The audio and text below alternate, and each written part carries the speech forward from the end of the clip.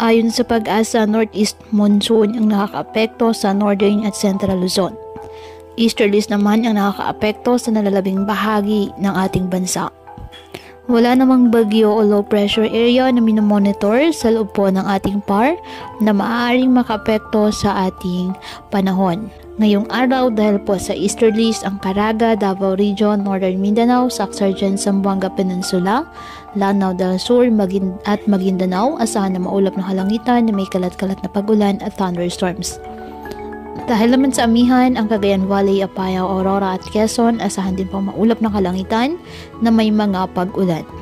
Ang Metro Manila, Ilocos Region, nalalabing bahagi ng Cordillera Administrative Region, nalalabing bahagi ng Central Luzon at nalalabing bahagi ng Calabar Zone, bahagyang maulap hanggang sa maulap na kalangitan with isolated light rains dahil sa northeast monsoon.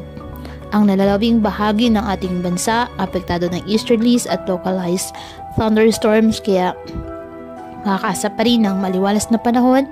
May tsansa na lamang ng bagyang maulap hanggang sa maulap na kalangitan with isolated rain showers or thunderstorms. Kaya patuloy po na pinag-iingat ang ating mga kababayan sa banta ng mga pagbaha at pag-uho ng lupa at ugaliin na magdala palagi ng payong o kahit anumang panangga sa ulan sa tuwing lalabas ng ating mga tahanan.